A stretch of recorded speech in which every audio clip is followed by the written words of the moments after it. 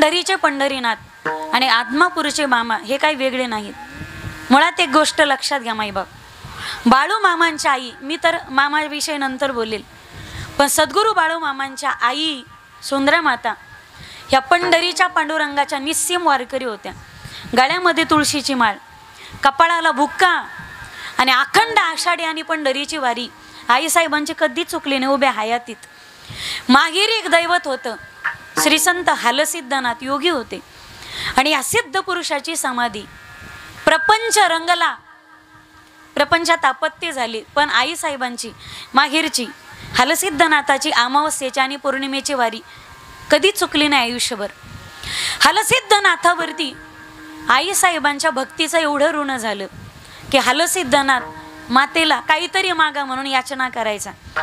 जसं जगद्गुरु तुकोबारायांचे पूर्वज म्हणायचे, ओलोबा कनकाई मी तुमच्या भक्तीनं एवढा ऋणी झालो, केला ऋणी नारायण, की या भक्तीच्या मोबदल्यामध्ये तुम्ही माझ्याकडून काहीतरी मागून घ्या. पण त्यावेळी तुकोबारायांचे वंशज काहीच मागत नव्हते. हालसिद्धनाथाने कोणत्या ना कोणत्या तरी रूपात यावं. अमावस्या पौर्णिमा आली, आईसाहेबाने भल्या पहाटे उठावं, सडा समार्जन करावं, देवपूजा करावी आणि माहेरचा रस्ता धरावा, हालसिद्धनाथाचं दर्शन करावं.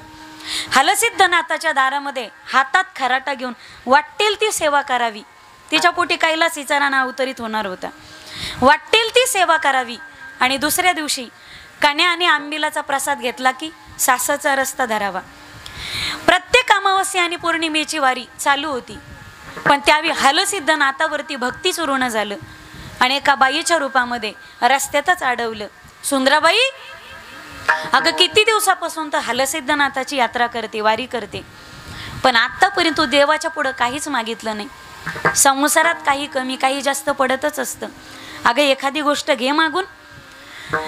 त्यावेळी सुंदरा आई साहेबांनी सांगावं, जीवनात मला कोणत्याच गोष्टीची कमतरता नाही, सगळं देवाने पुरून उरेल इतकं दिलं आणि देवाच्या दारात कशाला पदर पसरावा सांसारिक गोष्टीसाठी.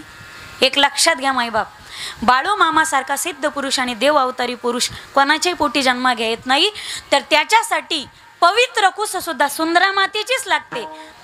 आई साहेबांनी देवाच्या दरबारात काहीच मागितलं नाही. एक वेळची गोष्ट आहे, अमावस्या आली आणि आई साहेब माहेरी निघाले, हालसिद्धनाथाचं दर्शन केलं. त्यावेळी दारातून आवाज आला, गाभाऱ्यातून आवाज आला, सुंदरामाई भक्तीच्या ऋणामध्ये एवढं ओझं माझ्या मस्तकावरती झालं, हालसिद्धनाथावरती एवढं ओझं झालं की पुढच्या खेपेला ज्यावेळी आई साहेब आल्या त्यावेळी देवाने स्वतःचं सिंहासन सोडलं आणि देव दारात आला. जगाचा भार कदाचित मला सहन होईल, पण आई साहेब तुमच्या भक्तीचं ऋण मला सहन होत नाही, या मोबदल्यामध्ये काहीतरी मागा. त्यावेळी जे तुकोबारायचं जगद्गुरु तुकोबारायच्या आई वडिलांनी मागितलं तीच मागणी सुंदरा मातेने हालसिद्धनाथाच्या दारात केली.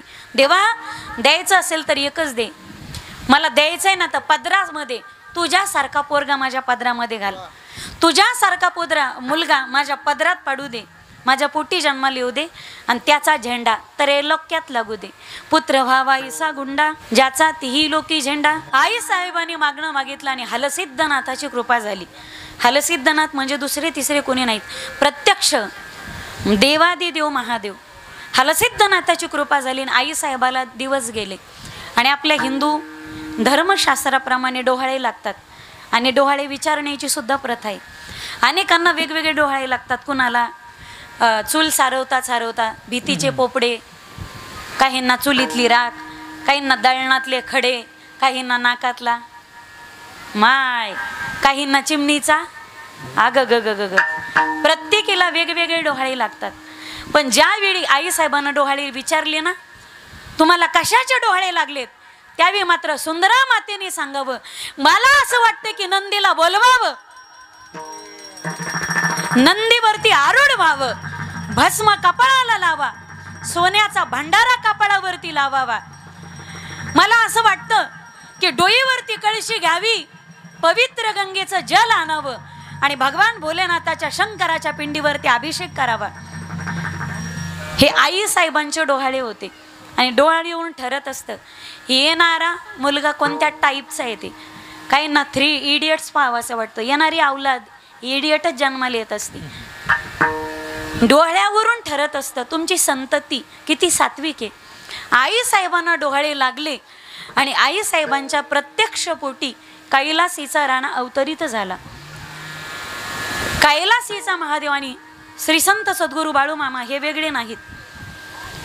आजही पंढरीचा पांडुरंग आणि श्री संत सद्गुरू बाळूमामा हे वेगळे नाहीत. आजही पहा तुम्ही बाळूमामांचा पोशाख पाहताल तर बाळूमामांच्या गळ्यामध्ये पवित्र तुळशीची माळ, कपाळावरती बुक्काचा टिळा आणि कपाळी भांडारा लावलेला, त्यानंतर डोक्यावरती फेटा बांधलेला, पांढरं शुभ्र धोतर, पांढरा शुभ्र शर्ट ज्याला कुठंच डाग लागले नाही. वारकऱ्याला डाग जमतच नाही आणि पांढऱ्या कपड्यावर डाग सहनही होत नाही. विठ्ठल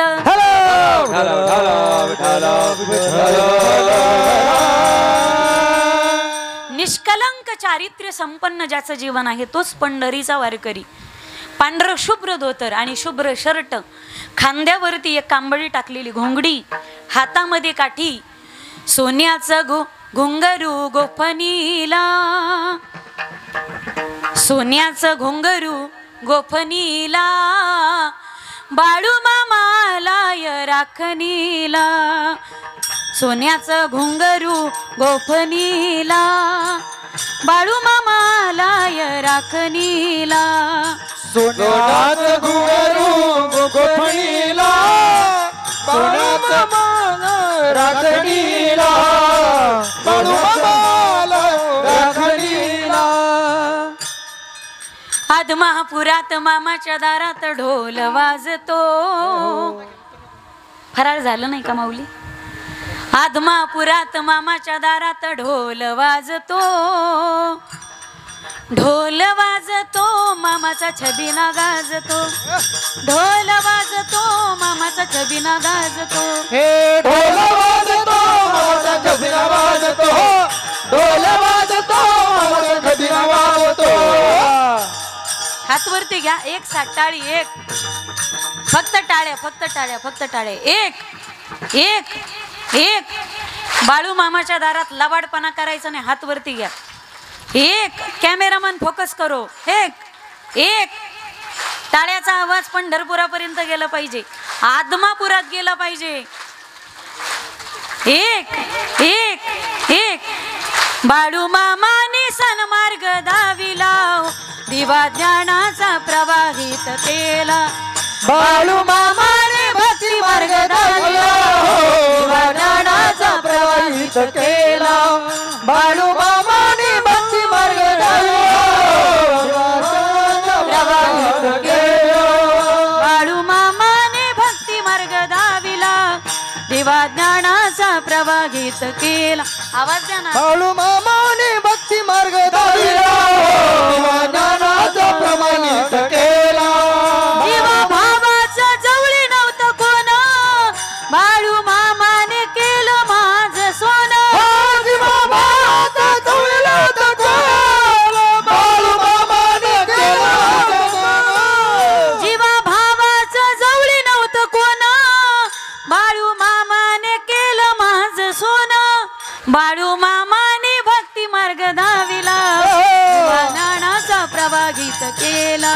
बाळू मामाने भक्ती मार्ग दाविला, ज्ञानाचा प्रवाहित केला.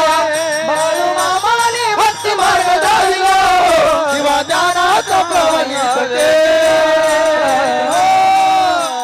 हो बाळू मामाने केली अशी करणी, आशीर्वादाने हादरली धरणी. बाळू मामाने केली अशी करणी, आशीर्वादाने हादरली धरणी. बाळू मामाने भक्ती मार्ग दाविला, हो दिवा ज्ञानाचा प्रवाहित केला. प्रत्येक जण बाळू मामाच्या दारामध्ये स्वतःचं दुःख घेऊन जातो. जाताना तो रडत रडत जातो, पण येताना तो हसत हसत येतो. जशी पंढरपूरला गर्दी असते, माऊली ज्ञानोबारायांची सोहळा आषाढीसाठी निघाला की सगळ्या संतांसोबत कुठून लोक येतात, कोणालाच आमंत्रण नसतं. कुठून लोक येतात, एकट्या माऊलीसोबत 10 लाख समाज असतो, 10 लाख वारकरी असतात. आणि बाकीच्या संतांचं तर मग तुम्ही गणित लावा. ज्यावेळी पंढरपुरामध्ये जातात सगळे, त्यावेळी 30 ते 35 लाख भाविक भक्त पंढरीमध्ये जमा झालेले असतात. आणि आदमापुरामध्ये दर अमावस्येला तेवढी गर्दी असते. प्रत्येक जण बाळू मामाच्या दारात स्वतःचं दुःख घेऊन जातो. आणि अनेक दुःखमुक्त झालेली लोक, एक वाक्य बोलू का, जिथं डॉक्टर उपयोगी आलं नाही तिथं बाळू मामाच्या भंडाऱ्यानं काम केलं. अरे यह दरबार है बाळू मामा का, यहाँ दर्द और दुख मिटाए जाते हैं. यह दरबार है बाळू मामा का, यहाँ दर्द और दुख मिटाए जाते हैं. अरे दुनिया के ठुकराए हुए लोग यहाँ सीने से लगाए जाते हैं. दुनिया के ठुकराए हुए लोग यहाँ सीने से लगाए जाते. बाळू मामा तर पुढची गोष्ट आहे. तुम्ही मेंढीच्या कानात बोलले तरी पण तुमच्या समस्यांचं निराकरण होतं आणि तुमचे जे काही घातलेले साकडे ते पूर्ण होतात. अरे ज्या मेंढीच्या सेवेत एवढं समाधान आहे, ज्या मेंढीच्या सेवेत एवढं फळ आहे, विचार करा माईबाप. प्रत्यक्ष देव अवतारी संत सद्गुरू बाळू मामांच्या सेवेमध्ये केवढं मोठं फळ असेल. आणि ह्या चमत्काराच्या गोष्टी असतील, कदाचित विज्ञान मान्य करणार नाही. मन में सच्ची श्रद्धा और विश्वास हो तो कंकड़ में भी शंकर दिखाई देता है. मन में सच्ची श्रद्धा और विश्वास ना हो तो शंकर में भी कंकड़ दिखाई देता है. मुळात परमार्थ आणि अध्यात्म हा श्रद्धेचा विषय. तिथं संत चमत्कार करतात. तुम्ही याला म्हणताल हे आमच्या विज्ञानात बसत नाही. तुमची लायकीच नाही बोलायची. आपण आपल्या लायकीत राहिलं पाहिजे, वजनात आपण आपल्या काम घेतलं पाहिजे. लोक म्हणतात विज्ञान, विज्ञान कोण लागून गेलं, विज्ञान शेंबड पोरग आहे. त्याच्यात ती मॅच्युरिटी आल्यानंतर, त्याच्यात तेवढा अधिकार प्राप्त झाल्यानंतर विज्ञान सुद्धा अध्यात्माच्या प्रत्येक गोष्टी मान्यच करेल. विठ्ठल